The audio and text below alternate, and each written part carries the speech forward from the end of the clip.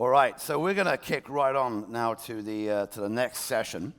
This one is about the insurance market. What you're going to see on the stage here is some of the best funded companies in our entire sector because they are the sort of the new guys, if you were, doing insurance. But don't forget, they're up against some pretty hefty competition. So with that, I want to bring on out, and I hope they're back there, Sarah Weinberg, who is the chief, here is. Please give her a hand. Sarah Weinberg, Chief Product Officer from Oscar. Sarah, why don't you grab a seat in the middle? Okay. Flowers. Tony Miller, old friend of Health 2.0. Now, I think it's third iteration here from these days, from Bind on-demand insurance. And coming back at least for the second time, maybe the third, is Vivek Garapelli, who is the CEO of Clover Health. Vivek, here he is. Thank you. So please welcome them with me.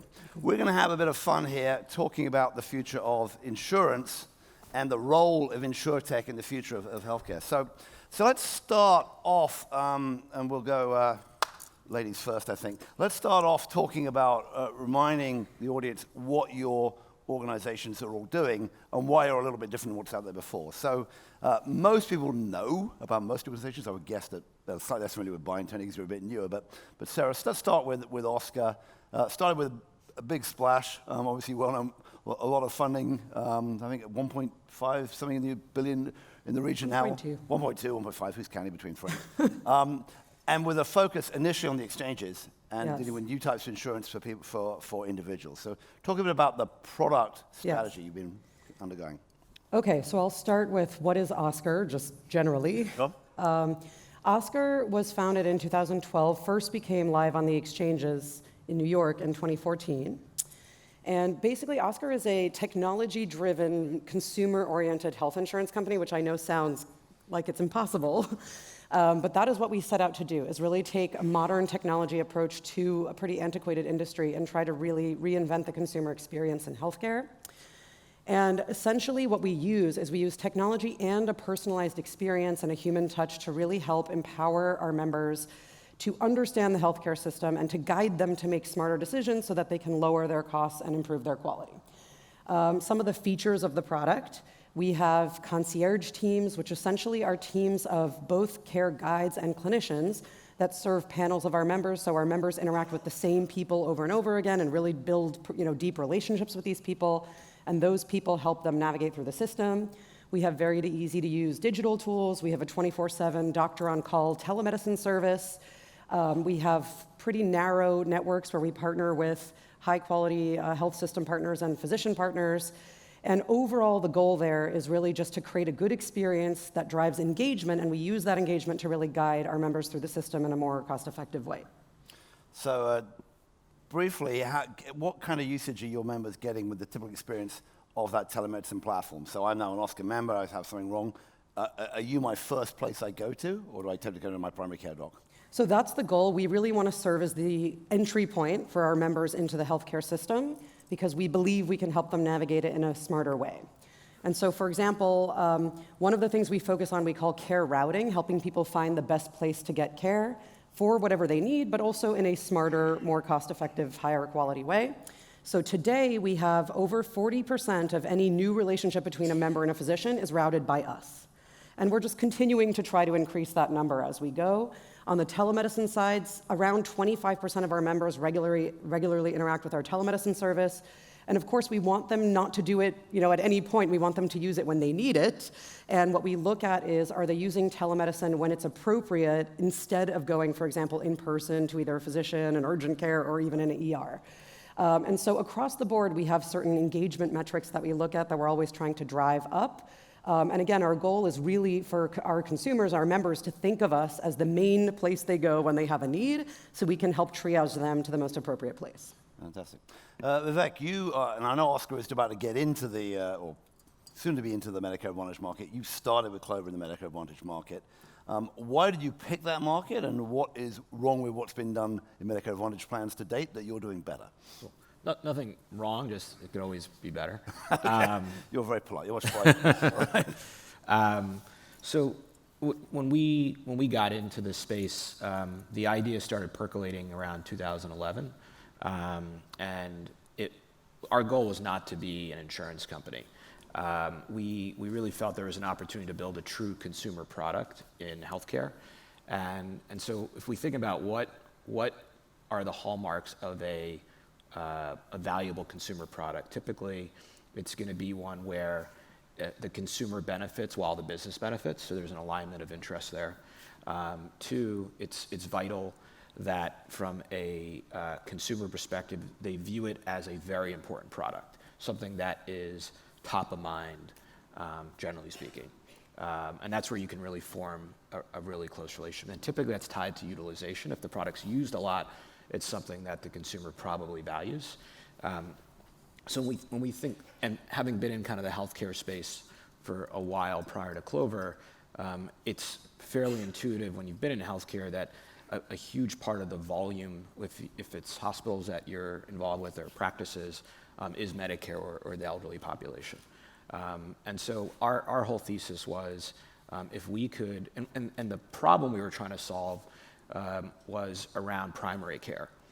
We really felt that there's been too much of a focus in the Medicare population around narrowing choice for primary care. We saw there's a huge deficit in terms of accurate, actionable information presented to physicians while they're seeing their patients. Because over 90% of costs in Medicare are driven by chronic conditions. Cool. And so that's where we saw an opportunity where if we could potentially build a SaaS platform and sell that to Medicare insurers, we could build a business. We quickly realized that, at least at the time we started the company, Medicare insurers were much more focused on kind of the annualized costs versus what we thought was the clinical alignment opportunity. So that's the part that was wrong with them, by the way. Yeah. So can you describe a little bit about what that looks like at the in the trench for the primary care docs? Yeah. So today we have a little over 2/3 of our members are seeing a primary care doctor that's on what we call our Clover Assistant platform. So what that means is when a primary care physician has a Clover member that comes in, that physician has personalized but actionable information down to specific med regimen, dosage recommendations tied to the associated clinical evidence. And if a physician's following that or not following that, we're engaged as to why or why not, and that helps us generate more what we would call metadata on how to improve that interaction with the physician. Because you think about, when we think about networks or whatnot, what is the most important thing we think we could do is really affect the key levers of healthcare. And the biggest lever for the Medicare population is the physician-patient interaction. And if we're not able to partner in that part, and specifically that means providing actionable data, whether it's surfacing what are potentially misdiagnoses and associated treatment plans, recommended medication regimen, tied to what's also contraindicated. 15% of hospital admissions in the Medicare population are tied to contraindication of medications because they're on multiple meds. And then and that to us is lower touch but high technology engagement. And on the other side, though, we also concluded early on the primary care market is not constructed to effectively manage the most at-risk population. And so we built an internal home-based primary care company a couple years ago where we work with existing practices and will actually move anywhere from 3 to 5% of their population under Clover's primary care, all in a home-based model. So it's high touch because we're visiting them very frequently, but at the same time, it's still informed by the same technology platform. But that's going directly into the home. You have your own doctors, your own clinicians going to the home to visit. So that's I would say, a pretty distinct approach for a typical health plan. So we'll store some of that because we're going to come back towards the end of this whole panel to look at some of the clinical changes. We're going to focus on medications and pharmacy towards the end. But Tony, you've been doing this for a while. Definity was sold to United, 2004? So I don't know when you exactly... Sorry? Yeah. Be nice. We're all getting old by this stage. It used to be a young man's game, but the gray hairs are getting to us. But you've been involved in figuring out what, between that and then Carol, you work at Lemhi, figuring out what to do about that consumer health plan interface for a long time. So explain what you've come up with at Bind and what the new idea behind Bind on Demand is. Well, the idea the primary financial vehicle we all use for healthcare is our insurance. And we wanted to make insurance easy. But if you make insurance easy, you got to kind of throw out what I call the industry narrative. And the industry narrative is doctors, hospitals, and drugs. How many of us want more doctors, hospitals, and drugs? Nobody. What we really want is we suffer from something that affects all humans, and we get conditions. And conditions have different treatment paths to solve that condition. And what we really want is someone to tell us, when I do have, pick a condition, right? I've got Crohn's disease, what are the treatment paths that could solve that? And then how do those treatment paths align to the practice patterns of the providers? And then what would the price tags be associated with those treatment paths? That would be easy. The other thing you'd have to do then is throw out all fuzzy math. Consumers don't like fuzzy math. And if we're going to put health insurance on a modern tech stack, the product should look different. Having deductibles or co-insurance is like what I call doing health insurance in the 80s. Like, we shouldn't be doing that. And so what we think about is, how do we actually use the system? And the way we use the system is here's an industry term, we're episodic and transient. What does that mean in consumer languages? We're on demand. And this whole idea that we want an accountable care organization is a health policy fantasy. That's not how we use the system, and the data actually highly demonstrates that. So instead of trying to get the system to act the way we want it to as an accountable care organization, why don't we take the system as it exists and build a plan that makes it easy for consumers to navigate? And to do that is to build a coverage model that maps conditions to treatment path to price tags. So which kind of patients do you think that works best for? I mean, this is for anybody. Does that work for more complex chronic illness? Or are you talking more, I had some charts here yesterday saying, are we going to have different products for healthy people versus the chronically ill versus the acutely ill? So it's funny, when we started building the product and testing it in 2016 with consumers, and unlike what we did 20 years ago when we coined the phrase consumer-driven healthcare, at Definity, we actually talked to consumers this time around. And when we tested it with them, they were the people who actually resonated most with the product are people who are engaged with the system today. And they're really frustrated with the way the system actually gives them answers and helps them figure out, like, how do I solve this condition? So when we showed it to those people, and then we showed them the price tags we do, they were like, oh my gosh, you mean I could actually have this service for $150 on my high deductible plan? I don't even know what it costs. And this idea of transparency is really silly, because prices don't get attached to a healthcare service good until after the fact. And so making a consumer do an a priori activity to an ex post reality is just a silly notion. So the people who really get bind quickly are the people who use the system today. So it's not for healthy people necessarily, it's for people that are looking for better answers from how to navigate the healthcare system. Right. So you're actually going to show this. I think we need a moment to set this up. So, Yep. You need to come and have some tech help. While Tony's just getting ready there, so Sarah, that sounds similar but a little different to what Oscar's approach is. So is there a reason why you think the approach of being perhaps the first port of call and guiding more rather than the consumer side? Is that philosophical difference? Do you think it's more effective to the way you I guess I think all of us are trying to make healthcare better and a better experience in different ways, right? We started on the ACA, which, as many of you probably know, have a lot of regulations around plan design, components that are maybe harder to totally eliminate. But we also, I definitely believe in the spirit of what he's saying, which is, transparency to consumers about cost, more predictability, all of that peace of mind. That's all what we're also trying to accomplish. And so, for example, we try to go about this in many different ways. On the plan design front, we do sometimes try to do things that are comparable to what Tony is saying. For example, this year we're launching a new type of bronze plan that is $0 deductible that has only fixed copays for all services. So similar, and that is for the consumer that really puts a premium on cost predictability and transparency, right? There are others that care about other things, like totally reducing their maximum out-of-pocket expenses overall for the year. And then the other thing we really focus on, again, is just trying to provide cost transparency. And of course, in a world where there's a lot of variability, you don't know what services are going to be rendered, there's different fee for service schedules with different providers.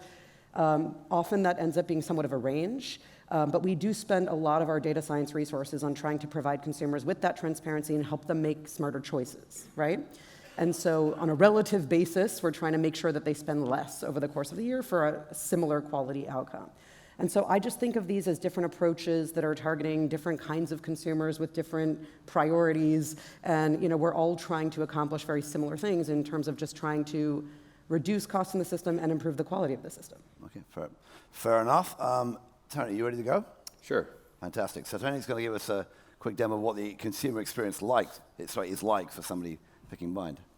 So I'm going to do 2 searches. And what we've done is, if you believe in this idea of conditions to treatment path to practice patterns to price tags, then what you need to do is render an ontology to consumers that they can understand, that they can search. So, I mean, the reason Google can't help you with your health insurance is the data isn't exposed to Google that helps you actually figure this out. So we think of this as Google for health insurance. So I've typed in a condition. I have 7 kids. So I actually don't need a doctor to diagnose a fancy Latin term called otitis media. That's earache for those of you who don't have kids. And then I think what's important for people is to show how something's covered. So it's not just, is it covered? I mean, the top 2 questions going into any insurance company are, hey, tell me, is it covered? And then what's the second question people want to know? What's it going to cost me? Right? So what we show you instantly on a search is that, oh, this is covered. It's $10 if you go to virtual visit. It's $40 for primary care, $70, so on and so forth, right? So you get to see very quickly how something is covered. And then what's interesting is we've done this flexible insurance structure, this on-demand component. So I'm going to show you, yes, it's covered. I'm going to show you something now that I would search for that would be something I might need. Let's say I had knee pain and my doctor told me, you know what, you need a knee arthroscopy. So I'll type that in. So then we show them quickly, we'll submit, is it covered? We give them an instant answer to it. And I'm actually on my own insurance plan at Bind right now, so you're going to see my data. So you see your options. It says it's not covered, but don't worry, you can buy that coverage. Now, what's nice about buying coverage when you need it is that's when you're actually going to be a consumer. How many of you love open enrollment? I'm sure a bunch of you are coming up on that right now. And that's a scary time for consumers because we make you do 3 jobs you're not good at. 1, be an actuary, pick a plan. I'm terrible at that. 2nd, predict your clinical needs that you want. I'm not a doctor. And then 3, be a fortune teller because you got to do it in the future. And so those 3 elements make health insurance really hard for people to navigate. If you can make it on demand, then they can figure it out quickly. So you get to see your options. Your options are, hey, did you know you could get a knee arthroscopy, but here's some other treatment options hopefully you've been considering or your doctor's talking to you about. You can see the price tags are very different, $20 for some other core, what we call core options. This is stuff you've already bought insurance for and you could use. I could get physical therapy of the knee, I could get a pain injection. Those prices change depending on what I want to use. I'm going to jump back for a second. Let's say you know you need the add-in. You need to buy a knee arthroscopy. So you'd click on, let me see those add-ins. And you see the price ranges are pretty big. It was $850 to $4,350. And what people don't realize is the ultimate hack in health insurance is giving the consumers the ability to arbitrage the fact that we have immense waste in the system. But the thing that's missing in the shared savings program at Medicare is the 3rd leg of the stool. Who should benefit from that ultimate hack of arbitrage? The consumer. And so what Bind does is allow you to do that. So you could buy, this U of M, for example, allows you to buy from the U of M an $850 knee arthroscopy. Remember, there's no deductibles, no coinsurance. That's the price tag. That's all the consumer is going to pay for that service. And then they get to see what's included in that service, what should I expect, how does it work, and then you just buy the add-in. What happens when we show people treatment path, we have 40% less surgical endpoint procedures as a treatment path inside Bind. When you have 40% less surgical endpoints for treatment path, employers are saving between 15 and 30%. Consumers, we have 99% of consumers spending less than $2,000 a year on their health insurance in a Bind plan. So what happens is you give that ability for people to take advantage of. The system has tons of waste, and we help them navigate around that waste, and it becomes more affordable for all of us. Because when we get everyone buying better, we all benefit, because we're all buying each other's health care. So that's how on-demand works. Thank you. So the obvious follow-up to that, and we're going to see another, if Seth from OODA can come out and show us in a second, we'll see another approach to thinking about how to manage the payment cycle of the current system. But so as an employer, I offer Bind. are the premiums in general lower because you're adding stuff on later? Does that come out of a health savings account? What's the typical structure that one of your employer clients is offering their employees so they can get to that point? So we love HSAs, right? So people always look at me and say, you're the founder of HSA. And I'm like, well, we love HSAs, but we hate deductibles more. So because of that, and then back in the day when I testified to Congress about it, I said, please don't pair this with a high deductible health plan. Like, that's a really bad fundamental idea. And deductibles mix loss events together. So I now have insulin that is needed for a type 1 diabetic that faces a deductible. That's a really bad insurance design. So because fundamentally, the thing that we do differently is we get smart subsidization across anything by looking at conditions. I can actually say insulin should be free for type 1 diabetics in a benefit plan. That's what should happen. And all of us would agree that's what we should be doing. Right? Yeah, I mean, this is basic, right? They're right. And what it's so amazing to me is if we're going to use a modern tech stack, contextualization is what a modern tech stack allows you to do. And you should build insurance that way. So what happens in a buying plan, because we start with a smaller core, we say there's waste in the system, premiums are lower for consumers. Then they face no deductibles and no coinsurance, just price tags. And those price tags are price certainty, not price transparency. That's what they're going to pay, no matter what the providers are going to charge. And what we use in data science is, instead of trying to get people to change their care model is their care model. Use data science to expose that as here's the variation, and then here's the price tag for these guys. But the price tag, to some extent, the fact there is a price tag is going to move people's decisions, as you said, to the Absolutely. those guys. 87% of consumers buy the lowest cost add-in in a buying plan.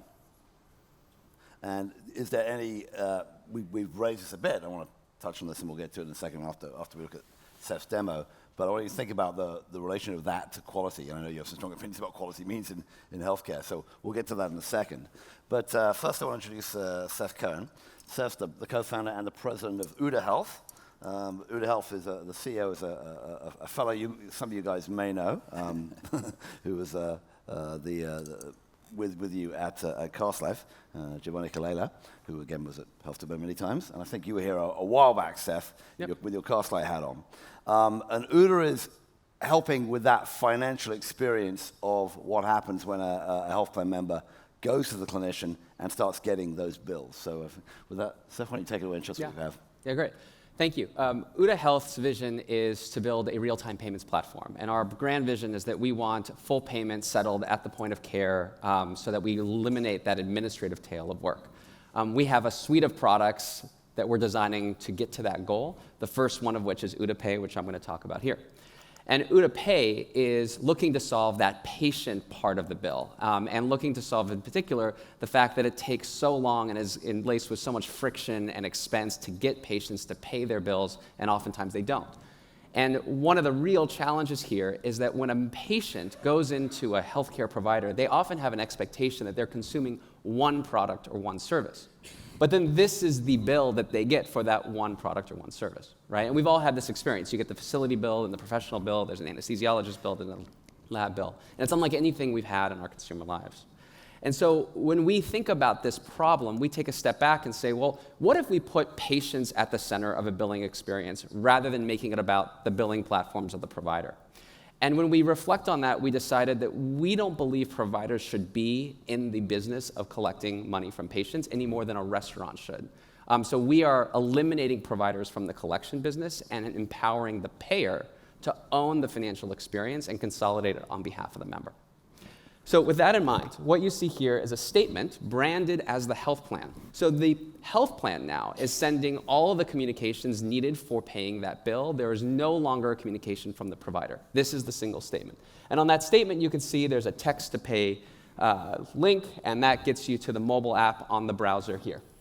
So if we go to the browser now, thank you, you text the link, and let me zoom in a little bit here, and you see an option to pay. Now, what's really important is oftentimes you have a login to your health plan already. We're not trying to duplicate or complicate that, so we'll ask you a couple questions to make it HIPAA secure. What year were you born? What provider did you go to? And that gets you logged into the experience. And so you look at this, and it looks just like any payment experience you'd expect to see in any consumer part of your lives, which is exactly the point. So there's no EOB that needs to be consolidated with a provider bill because oftentimes they don't match, and nor do they ever make any sense. This is your single source of truth. You can see what you owe. You can see the claims from your different provider bills. So if you go to multiple providers, rather than dealing with a stack of paperwork, you have it all consolidated here.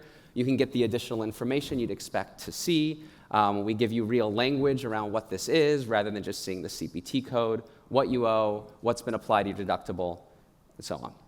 What's really special about our program is that we are very focused on the member experience. And so for that reason, we have offered 0% payment plans for all care that people owe money for. So you can set that up. You can choose how many months you want to set it up for, when you want it to be deducted from your account, perhaps to align with your paycheck. Consumers have been very appreciative of this offer because healthcare expenses are never expected. And so it's really nice to be able to match this with your cash flow. Once we've stored your payment credential, you can go back to your dashboard, you can see your activity, but now we have stored that payment credential and we now know you. So now going forward, any provider that you go to in your network, as a member of the health plan, you can pay like this. Your claim has been processed, you have your card on file, just text pay. And that is how we think we should pay for healthcare. Right. Thanks. Seth, come join us here. So what happens, so let's say we had a case, in fact, I showed a bill here yesterday which had an error in it. And that happens, right? You get bills.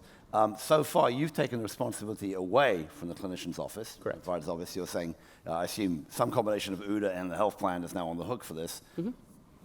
A mistake was made because it was the wrong service was delivered or whatever, and what happens next? Yeah. So one thing that's important to be clear on is that we wait for the adjudication of the claim before we send this payment communication. So we assume that the adjudication is correct. Now, I think your point is oftentimes the adjudication is not correct. That happens, and that is not something we can solve for completely, but the key difference is when that happens today, the patient is stuck in the middle. Right? Who do you call if you're a patient and you don't believe that your bill is right? Well, I call my doctor and the health plan and shout at both. And you're in the middle of that mess, right? When you have an issue with a charge on your credit card, you call American Express, and the first thing they do is they say, you know what, thank you for being a loyal card member. We're going to pen this. We're going to investigate it on your behalf. And you're like, thank goodness for Amex. That is this experience here. So they know to call us, and we have this concierge support that resolves it on behalf of the member. Okay. So given that, and quickly just tell us, where is OODA now in your evolution as a company? You started with Blue Shield of California. They were technically our first customer. We went live first in Arizona with Blue Cross Blue Shield of Arizona. We went live in April. Blue Shield launched in Sacramento on September 1st. Okay. And our next two customers are Anthem and Blue Cross in Massachusetts. And when you're doing Blue Shield in Northern California, so that I can, in Marin County, so that I can use you? I wish one day soon. Please tell right. Blue Shield. So I can call you and complain, and I know you're not. You can. Okay. Fantastic. So what I think sort of OODA is representing, and to some extent, is an attempt to make that consumer experience easier. I don't think you're fundamentally trying to make the underlying health plan design different. Right. But are you hearing with people like Tony and others and Sarah and Oscar, are you hearing from your customers more in attempt to try and help them drive in that direction? So I do think there's connections, and people raise mind all the time when we talk about our model, because I do think that these plan designs are important, right? I came from Castlight. We believed in the power of a high deductible. We thought that was going to be a way to create consumerism, and it didn't have the impact. And I think one of the reasons it doesn't is because the health plans traditionally create these products, but they outsource the responsibility of these products to providers, right? The deductible is not being managed by the plan. It's being managed by these third parties they don't control. And what's been really interesting is when we talk to these payers and we tell them to take back responsibility for these products you've designed, you now have the benefit as a plan of the feedback loop. And already we're having discussions on, gosh, maybe a copay plan, like large copays, could be better because they have greater salience than these deductibles that have created confusion. And now that they have responsibility for the impact, we're seeing some different ideas. Interesting.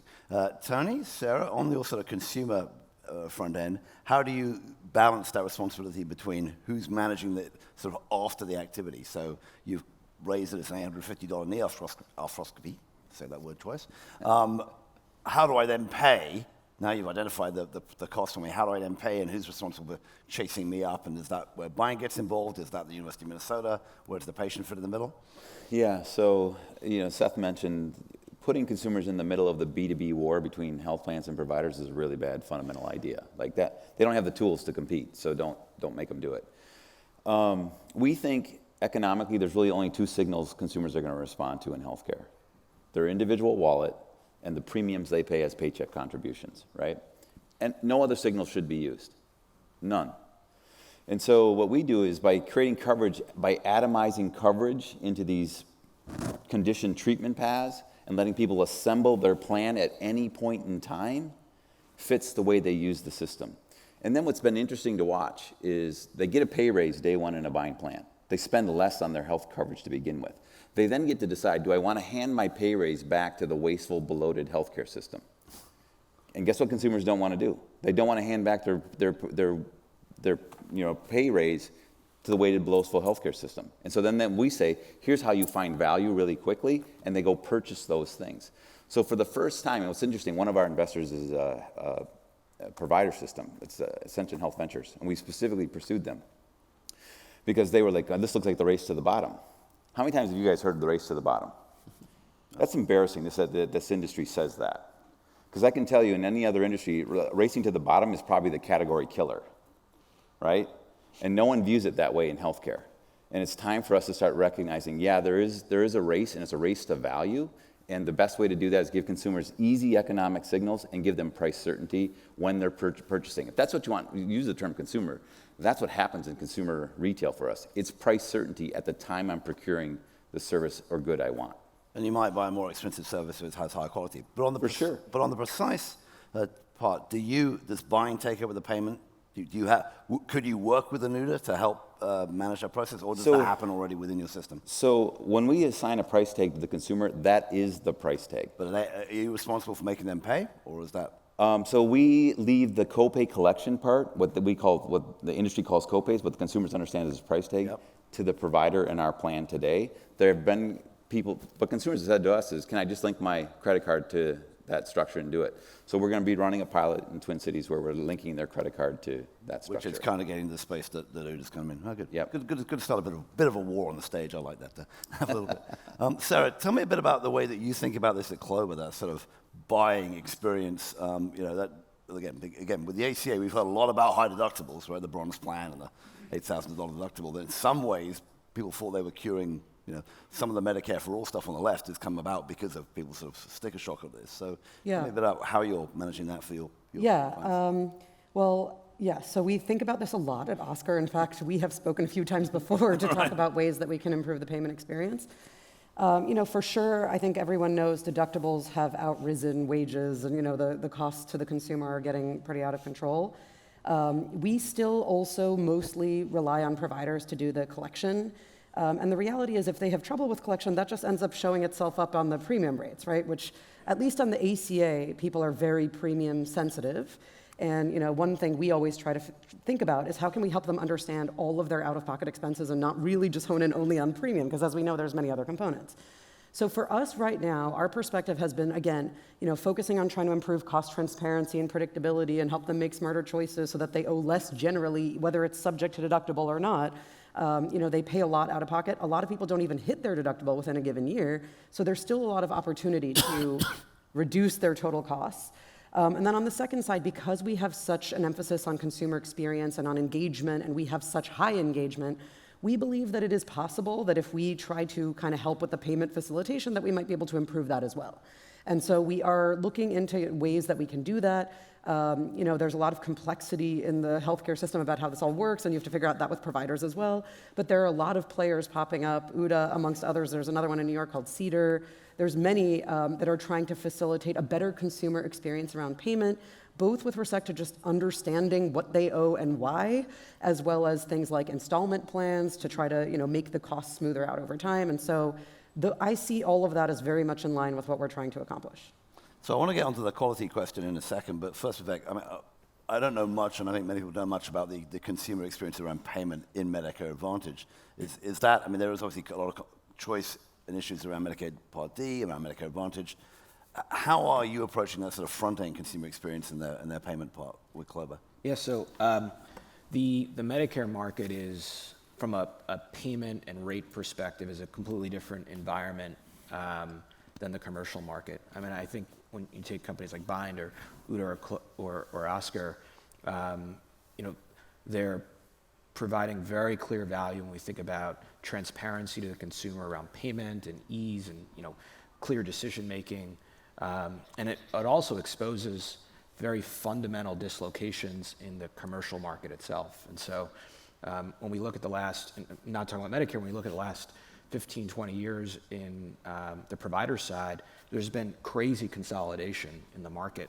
And that's massively driven up prices. So you look at Sutter Health nearby. Sure. They're going under pretty kind of interesting FTC review and litigation.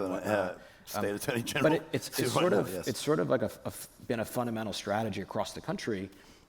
So a big driver of high deductible plans has been, as providers consolidate, the insurer is now negotiating with one entity versus multiple entities. They go to the employer and say, we're going to have to raise your premiums 5-10%. The employer says, I can't handle that. So that all of a sudden you have higher deductible plans. And so when you look at a hospital's P&L today, or their revenue expenses, a higher and higher percentage of their revenue that they're booking is directly coming out of the consumer's pocket. It used to be 3% when you go back 15, 20 years ago.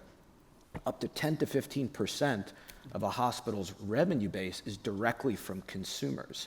And you see the amount of startups now that are helping hospitals get those dollars from patients. It's pretty frightening. So when you hear about Medicare for all, what that really means is in Medicare, there's actual rate setting. You can't say that there's better care in Medicare versus commercial or vice versa, but you have rate setting. So if a hospital doesn't agree to a contract with a Medicare insurer, in Medicare, the consumer's price as it paid by that Medicare plan is the same as the Medicare rate. In the rest of the marketplace, in the commercial market, if the hospital does not agree on a rate with that insurer, that payment could be all the way up to charges. Sure. And then, you brought up the point where, and you're also going to get a bill from the anesthesiologist, and that, if they're not in the network, that could be crazy. Then you might have a surgical assistant and you get a bill there, and that's kind of crazy. So what I fear is if there's not a rate solution, that comes into place in the commercial side, it's going to be really, really difficult to kind of remove that anxiety from the consumer. And I think in the meantime, there need to be solutions around that. But it really comes down to how do you remove the anxiety of rate. And you see what happens if you can look at the quality of a hospital based on its payer mix.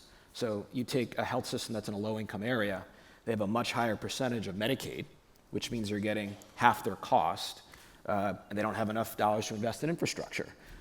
The really good hospitals typically have a great payer mix because they have 55-60% commercial population, and they're generating huge margins and can obviously hire the best physicians, and they can spend more time with that patient population.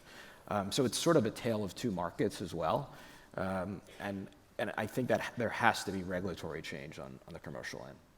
So, I mean, that's good. And we'll get into what that means for quality, I think, in a second.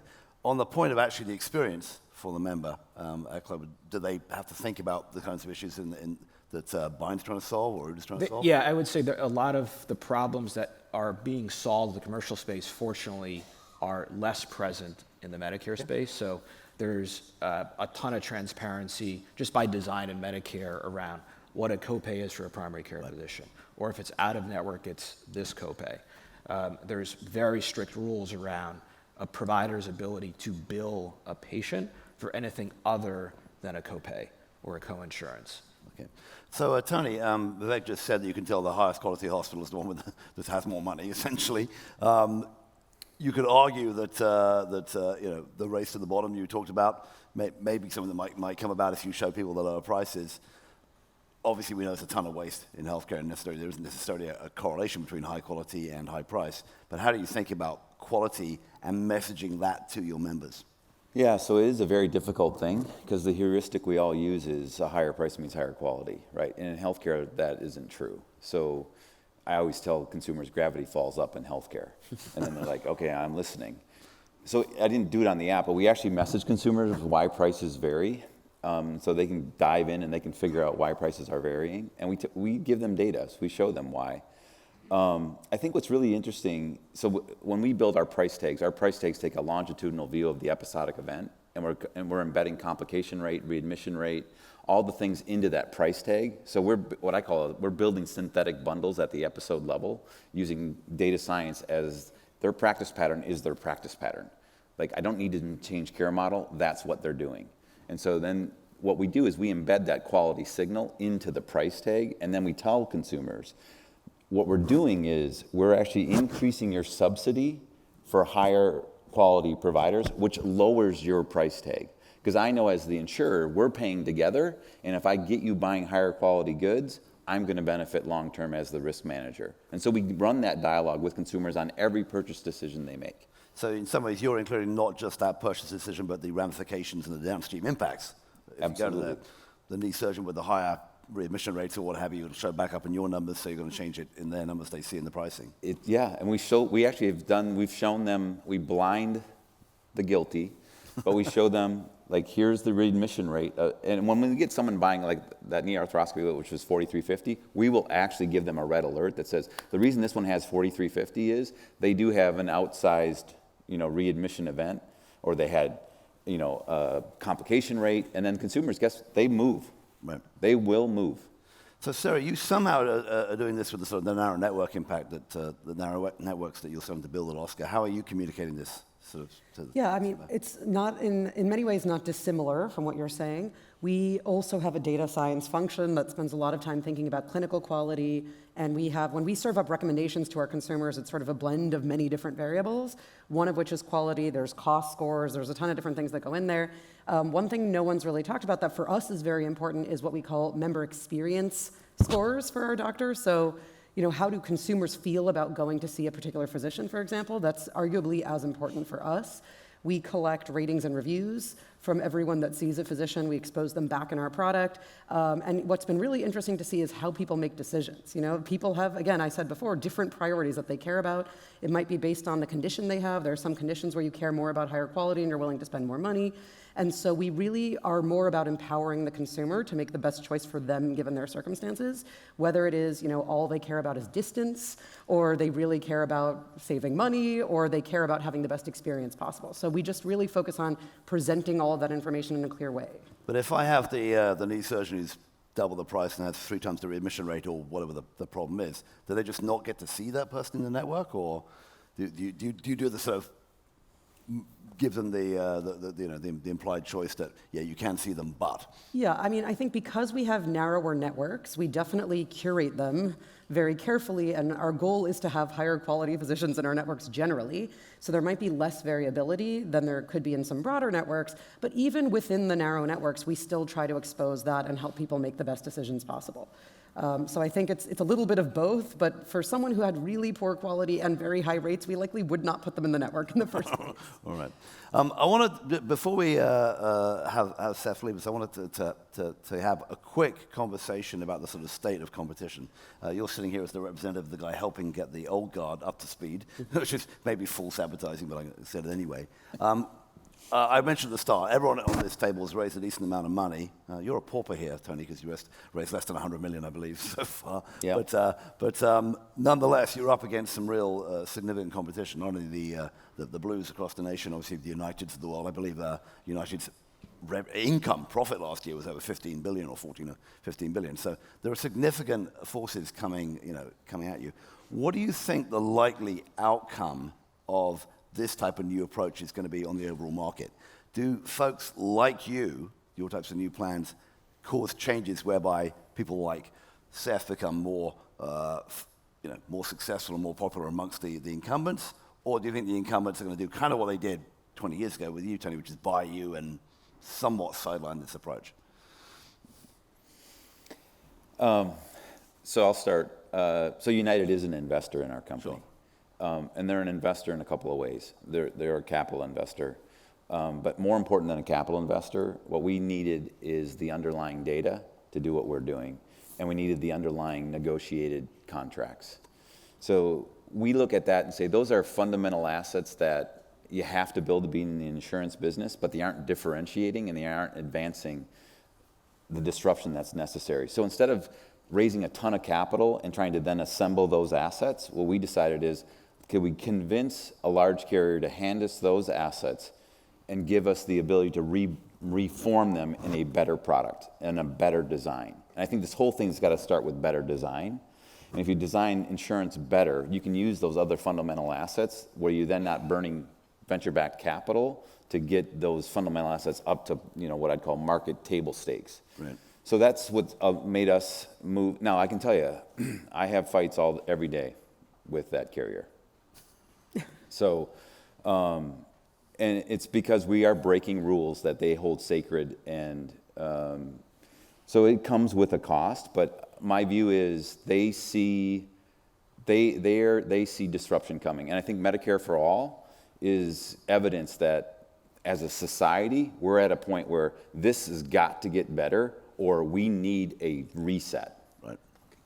Please. Can I just add that? I completely agree. And I reflect a lot on, as you noted, my experience at Castlight, where I joined 10 years ago as one of the early members of the team, and we felt like we had to be kind of that rebel outsider that was going to, kind of disrupt from the outside. And I do think that was critical at that stage. But ultimately, what we learned is that the best path to scale for a technology vendor in Silicon Valley was to work with these incumbents. And I think that if we tried to do what OODA is doing today 10 years ago, it would not have worked. But I do think because of this Medicare for All existential threat, because of the work of Oscar and others, I do think there is a very different perspective at the health plan today than there was before. And I think we've been amazed at the receptivity and the recognition that these health plans say, like, look, we have to embrace this or we're going to be disrupted ourselves. And I didn't see that 10 years ago in the way I do today. Do they have and just quickly go about that quality piece we were discussing, are the incumbents that you're talking with about your payment system starting to say to you, yeah, we need to get baked quality measures and other ways of thinking about steering people around into that system, or are they still just, can you fix this one problem? No, totally. We are one part of a portfolio of things that these health plans are doing, and I know that quality is high on any of these lists. And I think that, especially when you think about value-based care, which is where you start having a real accountability for quality. One of the things, the way we dovetail into that is, there's all this excitement, energy around the value-based care contract, but fundamentally, you go to a physician, you say, all right, we're going to do value-based contract. You got to fire a third of your patient panel. You have to implement a bunch of new infrastructure to manage that risk. Oh, and then by the way, after you do all of that, a year and a half from now, once we track your HEDIS scores, we'll then give you a bonus. And that cash flow formula does not work. And so what we're finding is we're kind of a carrot of sorts to get providers on that path. And so I think it dovetails well with that goal. All right, fantastic. All right, well, Seth, thanks a lot for coming on out. I want to thank Seth for being here. We're going to switch gears a little bit here. Take it around. We're going to switch gears a little bit here and start talking more about the clinical aspect. So I want to come back to you, Vivek. You mentioned a little bit about both medication, house calls, and others. And meanwhile, Jenny Nguyen from Preveon is going to come out, I hope. I'm looking somewhere. Yes, we have a box for Jenny to stand on, which is the most important technical issue. But you mentioned before, I want you to say a little bit more about what goes into that medication and primary care sort of to-do list that you're handing out to the clinicians on the Clover SaaS platform. What are you doing at Clover sort of for that medical management of those patients? Yeah. So our thesis at the very beginning was, if we're going to drive improved clinical decision making, we do have to have unique access to a robust longitudinal data set. So being the Medicare plan, we do have data rights to everything that we pay for. It doesn't necessarily mean that the information is easily gettable. It doesn't mean it's easily able to be structured, but there's high ROI for us around that. And so when you think about presenting a source of truth to physicians and actionable information, you have to have access to lab results. You have to have access to radiology reports. You need to be able to, in some cases, actually be able to review the image itself. You need access to actual clinical notes from the recent hospital admissions, the stream of medication someone's on.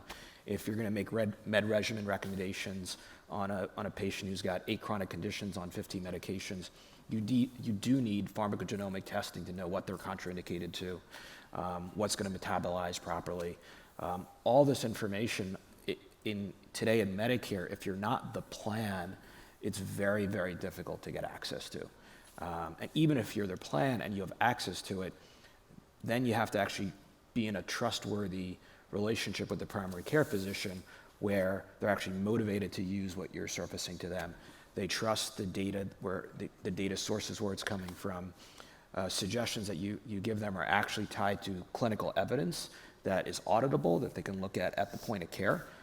And that doesn't necessarily mean that they're not going to have a lot of questions. But at least in Medicare, you have an opportunity to engage with a physician. There's another patient visit that may be happening. So accurate data and actual information is one part of it, but it's part of that engagement as well, where you're actually in a clinical conversation with the physician, because the physician in the plan, you are the entity that is paying him or her, and so you do have a way to drive engagement that way as well. So I'm going to, I think that's dead right. I'm going to ask you a bit, I'll ask you a question now. What about if Erick von Schweber can come up on stage? I think Erick's somewhere, I hope, backstage. Erick from Surveyor Health is going to come up and join us on the couch here. Come sit around here, Erick. Sorry. Hi, all. I don't know, and we're going to go to, so this is a leading question, but I'm going to ask you what kind of both technology and intellectual property and capital you have and human capital you have to make those decisions at the plan level. And there's a question we're going to raise into is, what happens at the plan versus what happens at the clinician level. But what do you have on board in terms of data scientists, medical directors, pharmacists, to start thinking about making those decisions to help your clinicians? I think for a Medicare plan, we're unusually weighted to a meaningful amount of individuals who are physicians, not for physicians it relates to engaging with external physicians daily, but around evidence-based guidelines, clinical decision-making. We do think it's difficult to come into a clinical organization without a lot of experience with clinical informatics. We think that's difficult. It doesn't mean that we don't want to balance there, but there's a lot of known knowns that if you haven't manipulated healthcare data for a significant amount of time, if you haven't been steeped in how clinical evidence is practically used at the point of care, it's very difficult to get up to speed in those areas in a short amount of time. All right. So we're going to dive into an example of this right now. So I have with us, we have on the podium Jenny Nguyen. She's a clinical pharmacist and the program director at Preveon Health. Preveon is a pharmacy organization that is subcontracting to Inland Empire, a big Medicaid plan down in Southern California. And with me is Erick von Schweber, old friend of Health 2.0, who was last on the stage, I think, before we got here, so maybe 2011, 2012, showing a very early version. It's a while. Early version of Surveyor Health. So you are working as a three-legged stool together. Do you want to just give us a quick intro, Erick, into how you're doing that? Sure. So the way we got into this, when we started out as a company, we were AI before it was fashionable, and we were applying AI in a different way. We were using it as IA, intelligence augmentation, to make clinical pharmacists and other clinicians better, faster, stronger, sort of like $6 Million Man-esque. More recently to that, as you noticed for Chris Ross yesterday in his talk, the CIO from Mayo, he was exposing how much complexity there is in healthcare that you don't have in other industries where displays and record management systems are sufficient. And we've acknowledged that right from the start. So we've tried to make our clinicians better, faster, stronger to deal with this complexity. But more recently, we've taken our core AI that we've proven at DARPA, the Defense Advanced Research Projects Agency, and we've now applied it to automate intelligence in the cloud. For example, in population health, in member stratification using things like Bayesian network inference and combinatorial optimization. And more recently, in fact, in the last 2 years, with Inland Empire, with Preveon, we've brought the two together. So you basically have your autonomous intelligence identifying impending train wrecks, patients that are not as bad, but you could move the needle on and get some improvement within your reporting and measurement period. So we've done that, and we've brought those two sides together, and this is the first example of this collaboration, where Inland Empire, one of the top 10 managed Medicaid players in the US, is working under RFP with Preveon Health, who is a disease management company, often focused in diabetes, but now doing comprehensive medication management, CMM, and we're providing the technology platform. So actually, let's take a look at that. So if you look at this as a data flow, in the upper left-hand corner, you have Inland Empire. They're providing data not just from themselves, but from their PBM, from their lab companies, and we pull that data into our platform, reconcile it, clean it, cleanse it, integrate it, et cetera, make it a usable resource. We then apply our multidimensional AI to it in order to stratify that membership and put the patients most in need of review, or patients that we can move the needle on, into an encounter pool, which you see in the right side. That is then used by Preveon clinical pharmacists. You're going to see Jenny provide this and demo it for you, to look at a real case, to do a workup, to do a consult, interact with the patient, and based on that analysis, either pose recommendations or under a collaborative practice agreement, actually make changes, and then forward generated documentation to the patient as well as the provider and to the payer as well. And then it's rinse and repeat. The system repeats itself with analytics, et cetera. And so that's the demo you're going to see. We're going to already look at that top right-hand corner as it descends down into stratification and decision support, and see that demonstration. Great. So Jenny, if you're ready, please take it away and show us the actual tool. Okay, well, hello and good morning, everyone. My name is Jenny. I'm a clinical pharmacist. I'm also the program director at Preveon Health. And so our demo patient today will be Maria Alvarez. Due to time constraints, this encounter has already been started for this patient. And so from the encounters pool, I will just click on Continue Encounter, which would then take me to the patient's main page.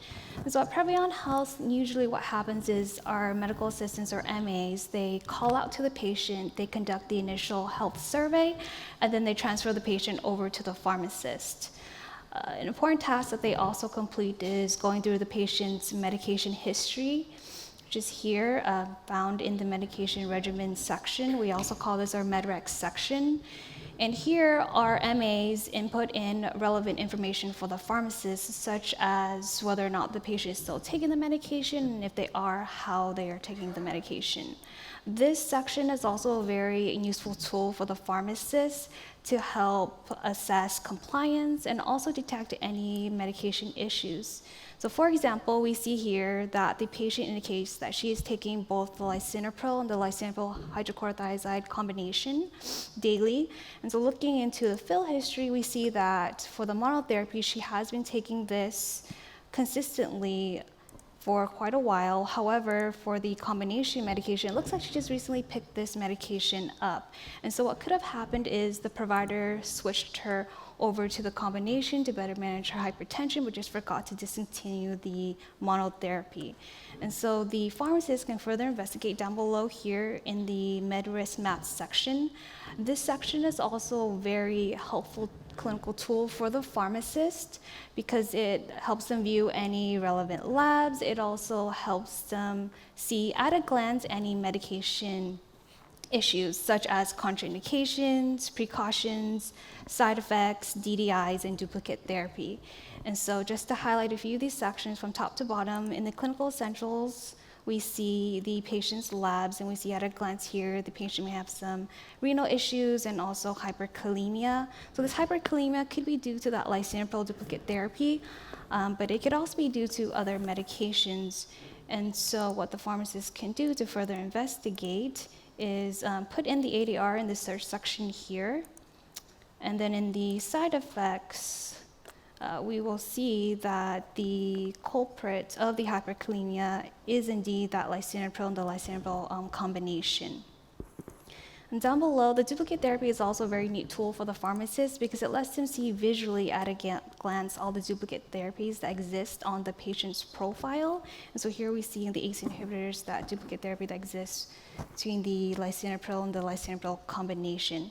And so based on all the information gathered, the pharmacist can then recommend to the pharmacist to discontinue that monotherapy, and they can do that by just unchecking the after map it box here, which would then, the discontinue action plan would be recorded down below in the finalize encounter section.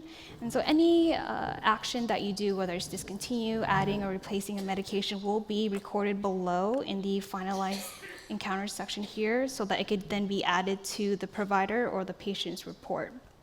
And so in the finalize encounter section here, we see our action to discontinue the lisinopril. There's also a note field here to indicate the reasoning behind our recommendation, and here we can utilize our smart phrases to help save time.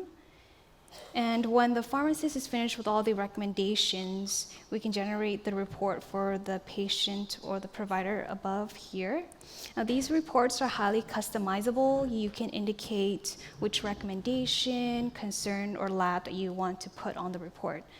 So here's a sample provider report. You see under the action plan here, the recommendation to discontinue the lisinopril, the reasoning. Down below here is the concern of the labs that we selected to be placed on the report. And finally, we see the patient's most up-to-date medication list. And that concludes my demo. Thanks, Jenny. And Jenny, how does that report, so now you've done all that in the background from the disease management aspect and the pharmacist action aspect, how does that get communicated to the physician? It gets faxed over. If there is a drug alert, our MAs also call the clinic to make sure that they received it, and also highlighting any notes from the pharmacist. Okay, so prompt communication of it from you out to the independent physicians. So Eric, you've got some early stage feedback as to how this is working. So let's show that chart. Sure. So this is this is phase 1 result, and by the way, this is an N of thousands, so we're not talking about a tiny study. We saw initially a huge drop in opioid prescriptions and duplications, a drop in DURs such as interactions and dupes. One of the key things is this is not by focusing on can we find duplicative opioids. This is a holistic, system-wide evaluation and set of recommendations. It's holistic. Now, in phase 2, what we're under currently, we have 2 parts. Part 1 is going from this work and extending it out to full examination of total cost of care. And preliminary results are showing a positive trend to greatly reduce utilization across admits, readmits, PCP visits, specialist visits, ER, et cetera. Also in phase 2, we found that with Preveon's disease management program for diabetes, we had some patients in common for CMM, comprehensive medication management, and the combined actions were even better. So we're now doing a fully randomized control study of a combined program coupling comprehensive medication management with comprehensive disease management. And stay tuned. All right, fantastic. Jenny, why don't you come join us, please, on the couch? Sure. So I had this demo here, and I thought it'd be interesting because, to some extent, back in the day, and we talked about the 80s and the 90s and the early years, health plans did health plan stuff, doctors and hospitals did doctors and hospital stuff. That's obviously changing. This is an example of a health plan taking the data, and Vivek, you mentioned having all this different data that they have, and directing it out to make some significant changes, and by all accounts, looking like there are some big differences and some improvements in the care being delivered out to their population. Having said that, those were some, we joked Tony about being around a while, those who have seen the disease management and the attempts to do this by health plans haven't always been that successful. So I want to sort of get into a little bit of philosophical discussion here about what is the role that you consider your plans to be doing. Vivek, I'll leave you for a second because you've talked a fair amount about how we're looking at that. But perhaps Oscar or Bind, how far down the path of getting involved in this level of clinical, deeply into the clinical activity of the clinicians and of the patients, do you think you're going to go? I can start. Yeah, go ahead, please. Oscar's strategy with respect to care delivery and sort of our involvement in the clinical component is really just about partnership and collaboration with our provider partners. So For example, with several of our health systems, we share risk, right? So we have very aligned incentives. We all want the same, bettering of outcomes. And so we really believe it is a collaboration. And so, for example, we offer a virtual care, telemedicine service to our members. We are hoping to expand that offering and provide even more convenient access to basic care services for our members, mainly because it's a consumer need. And we work really closely with our partners to figure out how to engage them in that in an effective way and how to make sure that we're aligned in the way that we're delivering that care.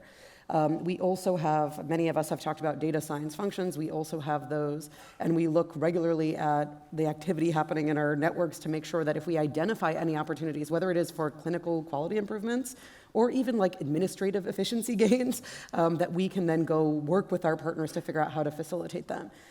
We also, the telemedicine service we offer is delivered by a captive physician corporation. We work a lot on the tooling for them so that they have the same kind of tools you were describing, really know what are actionable things they can work on with each individual member. On the consumer side, we focus a lot, I've said several times, on engaging the consumer and empowering them to make better decisions. So for example, whether it is switch from this drug to a clinical equivalent that is lower cost, or helping them make sure they're adhering to their medication regimen, or even things like avoiding unnecessary ER admission. They're all things like that we are very engaged with, and again, work closely with our partners to make sure we have aligned care plans and aligned interventions that we are driving. Is there a place where your clinical function stops and your partners start, or should an outside observer not be able to tell the difference if it's working well? Yeah, I think the ideal is that it feels as though it's one cohesive experience for a consumer. Behind the scenes, we do have some tooling that we put in front of the provider. So for example, we have a provider-facing application, we have a clinical dashboard. What I believe is really the most important thing is that we share the right data with the right people so that we collectively can manage our patients in the best way. So for example, you mentioned earlier that the payer has some data available to them, given that they're in the middle of all the payment flows and the claims processing, that not all providers have access to. And so when we partner with a health system, we want to make sure they have the full picture of the patient just like we do so that we can work together to most effectively manage the patient. But we are not super involved as much as you are yet in trying to tell them, what exactly they should do when they're sitting in front of the patient directly. We are more involved behind the scenes at sort of a macro level of looking for patterns that we can work on with the partnership more broadly. Tony, what's your sense about where Bind's going to end up in this equation? Yeah, so I'm going to come off script. Please do. So you mentioned our age. So, I've been in this industry my entire career. Disease management is not a new concept. Care management is not a new concept. High-cost patient review is not a new concept. But if you ever look at the engagement rates everyone talks about the success they have, but yet we have an ever-growing health insurance, health cost system. So I've always wondered, all the success we're having in disease management, yet we're at $3 trillion right now. Something's really broken here. So we're big believers. It's in our name, actually. We don't believe in health plans. So we don't call ourselves a health plan. We call ourselves a health insurance company because we should just do the insurance really well. And if we do the insurance really well and push the rest of it back to where it belongs, and we really think that whole idea of how care is constructed is really part of the clinical world, the only thing that we think about it differently is we're still using old notions of a system. And remember, we have a system because of Part A, Part B, Part D. Disease does not recognize Part A, Part B, and Part D, right? And so the only organizing thing should be conditions to treatment path.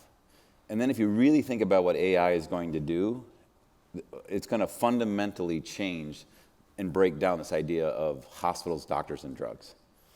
And that might be a 20-year arc, but we think our job is to create an open system where we're pushing payment and incentives to improving condition and treatment path and exposing condition and treatment path to consumers as fast and as quick as possible. So, Jenny, real quick, when you've been working for Preveon, but working with the clinicians for empowering for those patients, when you send out these recommendations, when you communicate with them, what's the response you're getting? Are they thinking it's something new and different, or are they more thinking, well, this is the same damn stuff we're hearing from the health plans that we've been trying to ignore for the last 20 years? Do they value you? Do you think they're valuing you as a partner here? I think so. So I think we've developed our relationship pretty well among the providers in the Inland Empire over the past 7 years. We do have currently over 600 collaborative agreements with providers in the Inland Empire. And so because I think they were very familiar with our diabetes program, now with the MyMeds program, they are more receptive to our recommendations. And we are different in that with a lot of NTM programs, what occurs is the pharmacists identify the issue, and then they send the recommendation to the provider, and then that's it. But what we do differently is we actually follow up with the provider and the patient to make sure that the recommendation has been completed. We do the status of it. And we also do a step further in that after the recommendation has been performed, we follow up to make sure that, so for instance, if the recommendation is to add a medication, we follow up with the patient to see if they actually picked it up from the pharmacy. Okay, so there's a lot of So tentacles. it's kind of like closing the loop completely. Erick, real quick, so you're a technology platform. I assume you don't care in the end who buys it as long as you get paid. Actually, we do care. We're in it to improve health. Okay, so you care for, but where do you think the end user of a technology like a Surveyor Health ends up being? Does it end up being within a medical group, or does it end up coming from the third party, like an insurer who has the data working with their in-house? Based on our experience over the years, so we've worked with all the largest integrated systems and learned a lot from them. And what we've found is that care is a team sport. Where there's an interest in reducing costs, you want to have people operating at the highest part of their license. So actually getting pharmacists to have prescriptive privileges and act as providers, which of course within certain contexts they are acknowledged that way here in California. Taking an activity that normally would be or traditionally done by one clinician and figuring out how to parcel it apart and coordinate them to achieve not just the end-to-end goal, but to reduce costs, because now you're not using your most expensive people to do everything. So you dodged my question well. Well done. So it could be anybody, right? Okay, Yes. I'm going to end with Vivek with one question. So I'm going to give someone a hard time who's not here, who's Todd Park, one of your, as not yet, but soon-to-be competitors at Devoted when they come out. And I chatted with him when Devoted was just getting funded, and he basically went through the whole spiel about we're going to build a new stack for the consumer member experience. We're going to build the medical groups and interactions, and then we're going to build the at-home services. Somewhat similar to what you were talking about. And I said, didn't you just design Kaiser Permanente? Are we doing something new? Are we trying to get back there again? Do you think that's kind of where we're going to end up with, like a full stack operation that all belongs to Clover? Or do you think we can work a Clover type, a dedicated, effective clinical plan in the US health system that Tony just reminded us hasn't done so great so far? Yeah, I mean, I'm a little bit controversial, but I kind of view Kaiser as the best of the worst to some extent. It's an amalgamation of just huge amount of fixed assets. And it's very difficult. And if we think about let's take a recent innovation around the iPhone, right? It allowed an applications to be layered upon GPS data, and that proliferated all kinds of services, some good, some bad. A Kaiser doesn't really allow for that at the end of the day. And that in many ways constricts what consumers have access to.